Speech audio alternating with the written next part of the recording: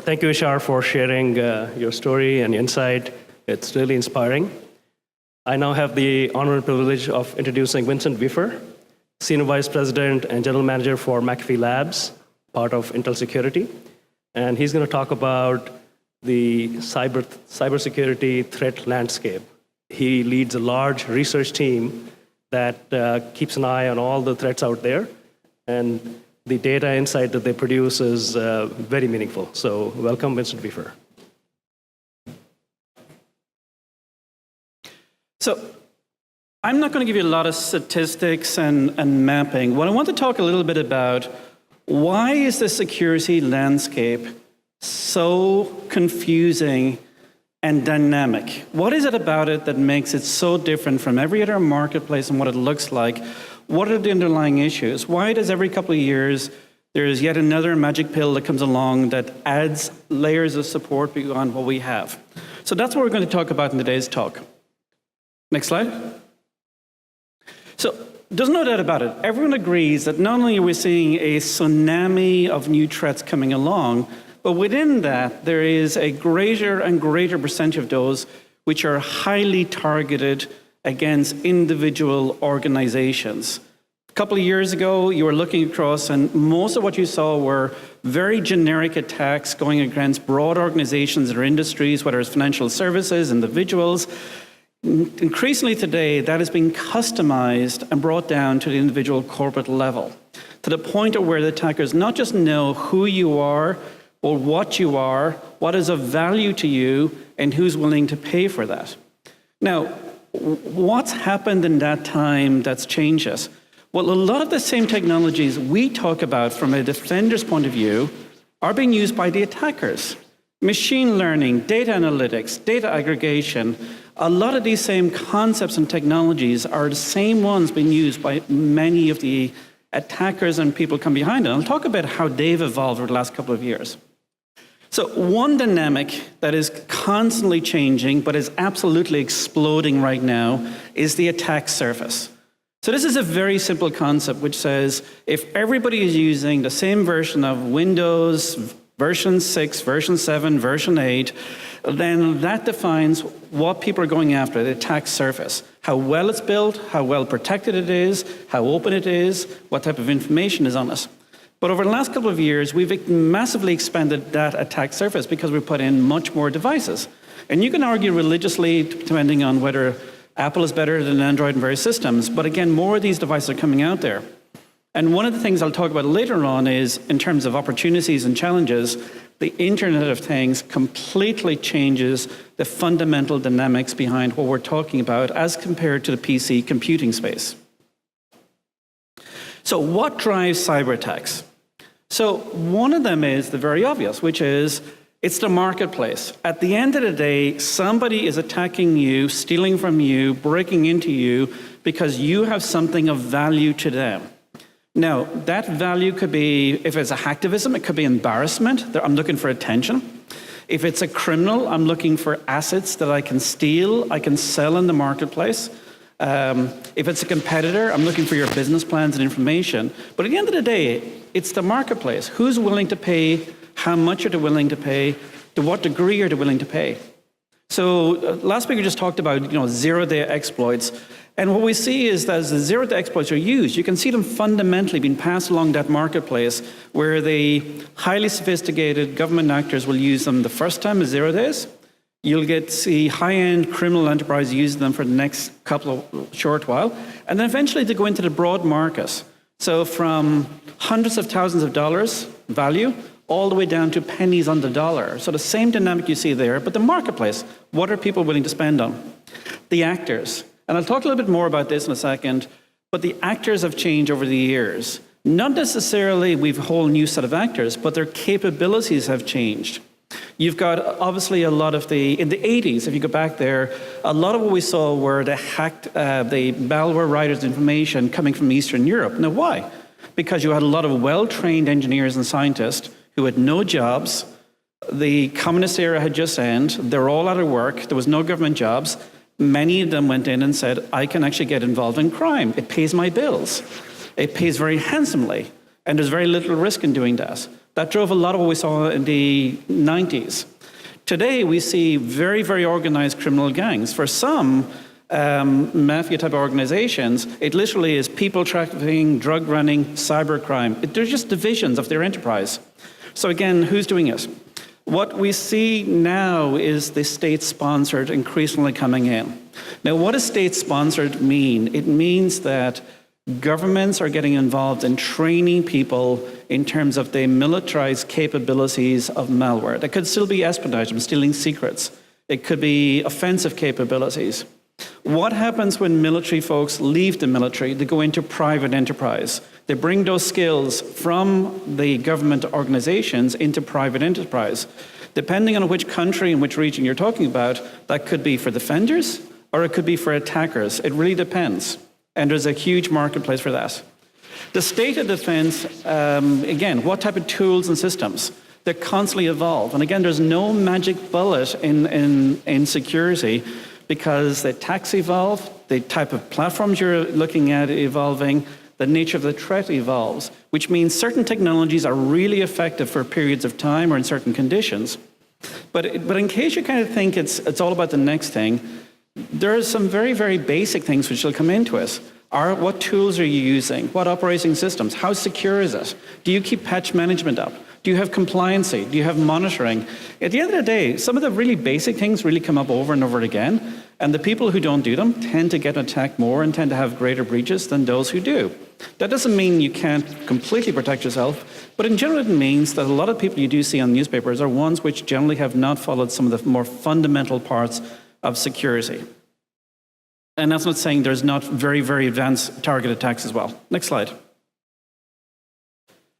People, by and far, are probably one of the weakest links when it comes to the security model.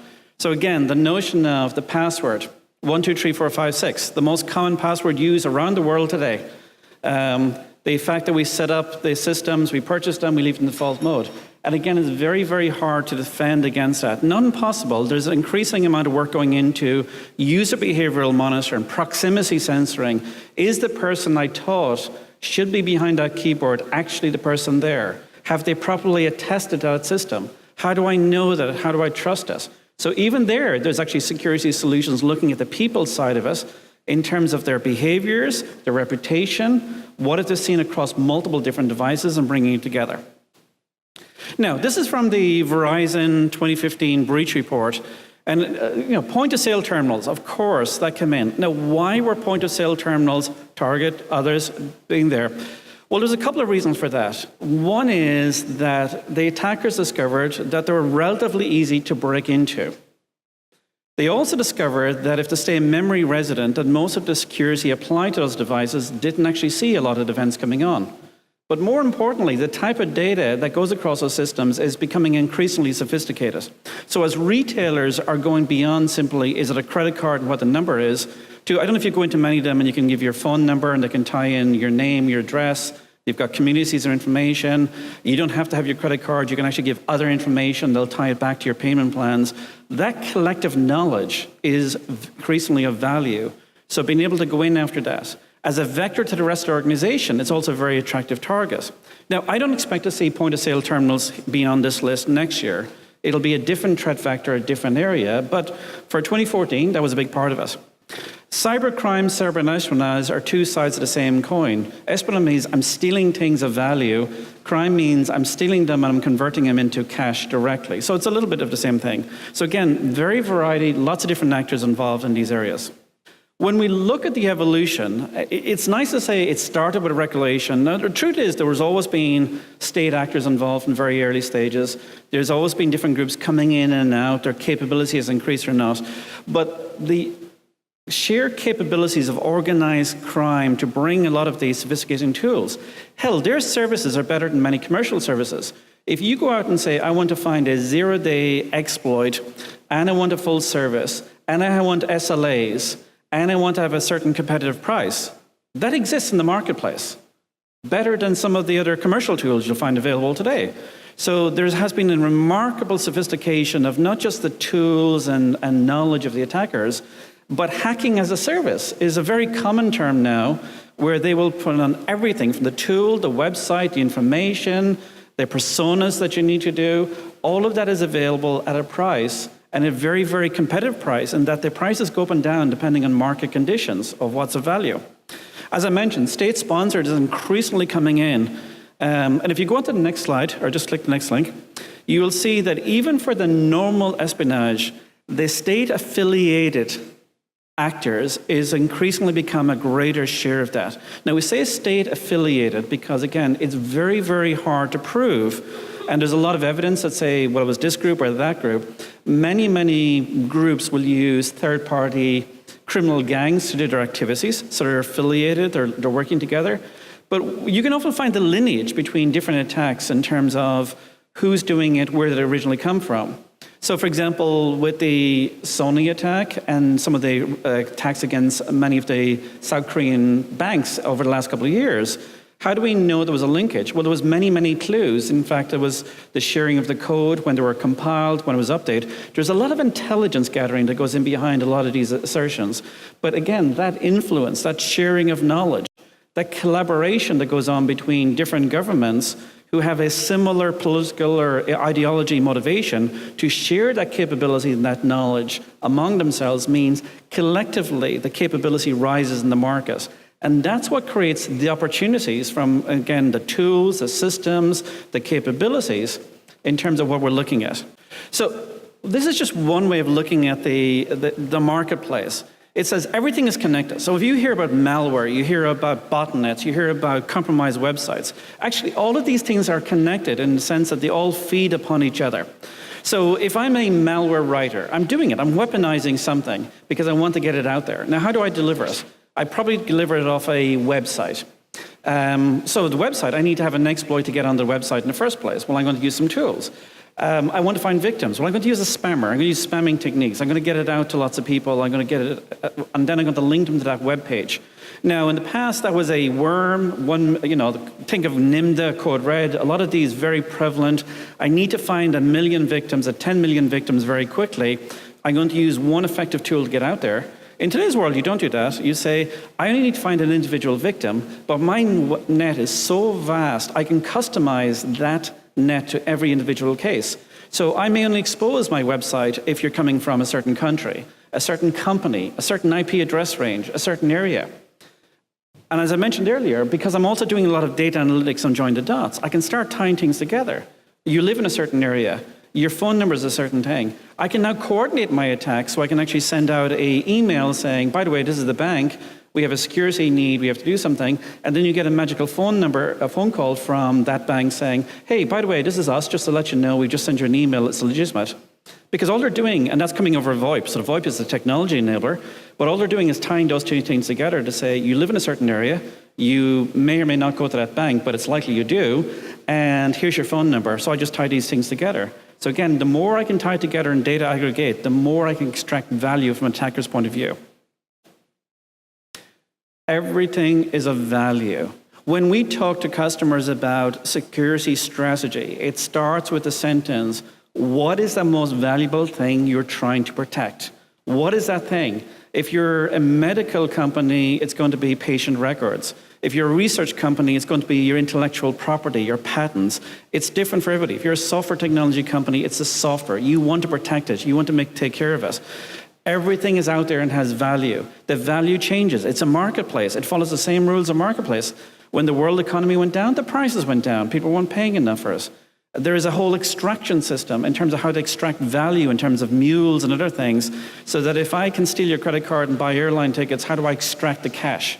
By the way, that's where law enforcement spends most of their time. They don't look at the tax and the front end of it. They look at the back end, which is follow the money. And that's what they're very, very good at, follow the money and how to do it. That's why you see Bitcoin and other digital currencies become very popular with a lot of the attackers, because it gives them a bit more ability to extract the cash in non-regulated scenarios.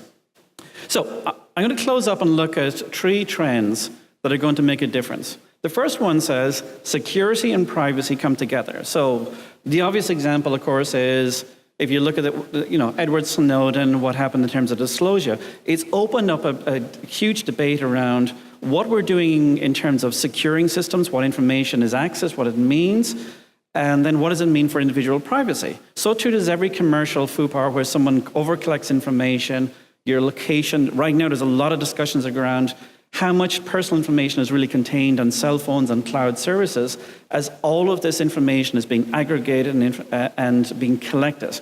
Now, the reality is most of these systems, if you look at wearables and other type of environments, they don't make very much money off the devices or systems. What they're really trying to do is make money off the data they're collecting, how to sell it, how to aggregate it. Same thing with the attackers. So again, privacy.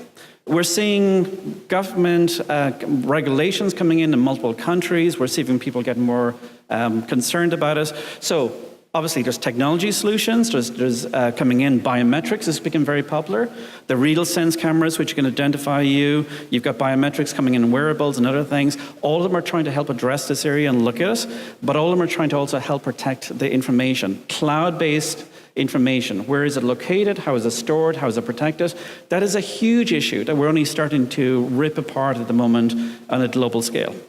IoT, I mentioned this at the very beginning. This is massive. I mean, massive is you just look at the sheer volume of PCs versus even mobile devices versus IoT devices. It is huge because everybody is enabling all of their systems, from wearables to power and energy, telecommunications, transport, every industry. It's not one market, it's actually a huge segments of different markets, all with their own needs.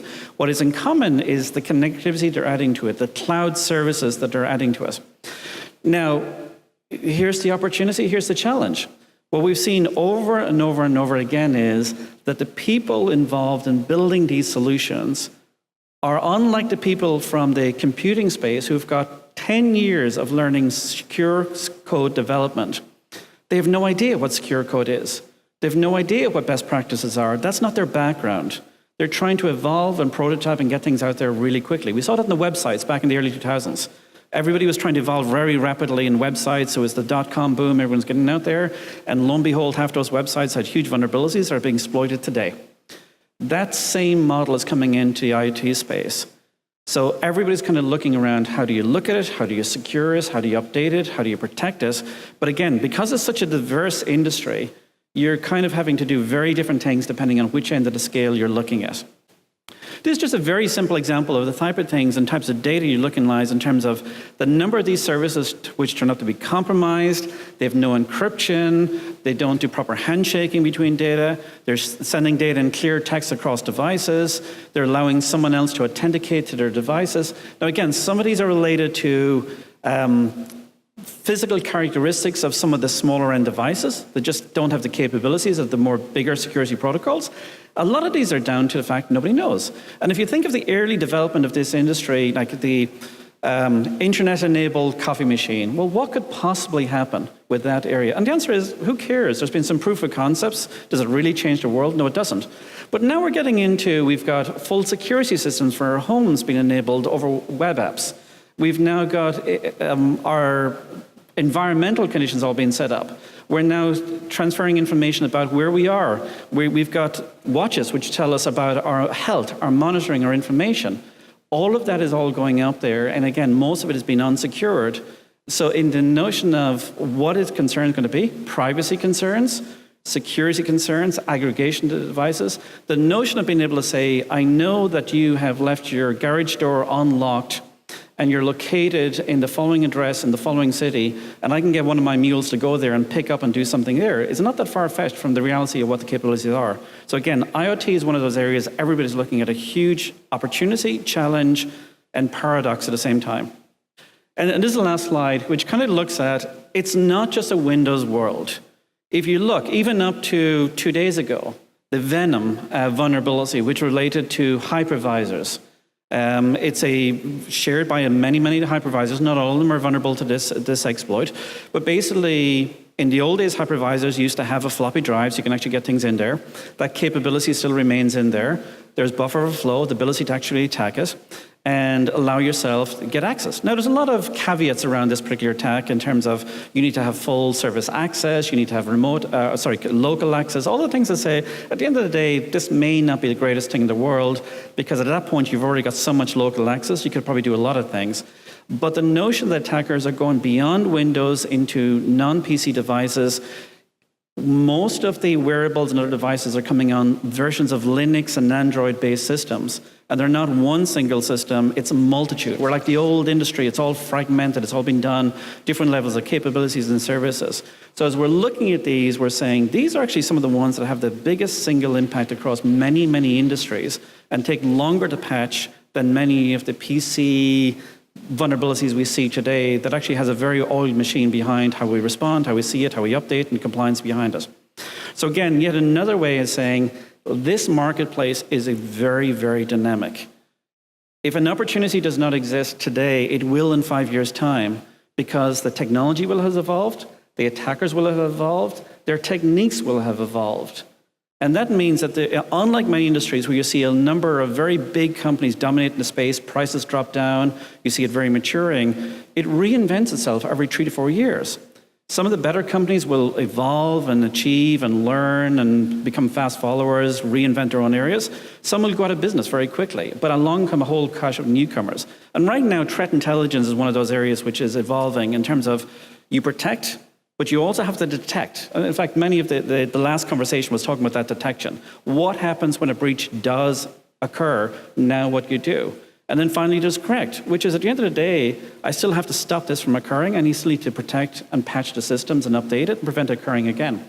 So again, it's an opportunity that's opened up, it's evolving, and it will continue to evolve because the landscape is so dynamic. Next slide. So thank you very much. I know we had a very short time today. If anybody has any further questions, I'll be available afterwards. But I'm just glad to give you a very quick overview of the dynamic nature of this landscape. Thank you. Thank you, Vincent. Thanks.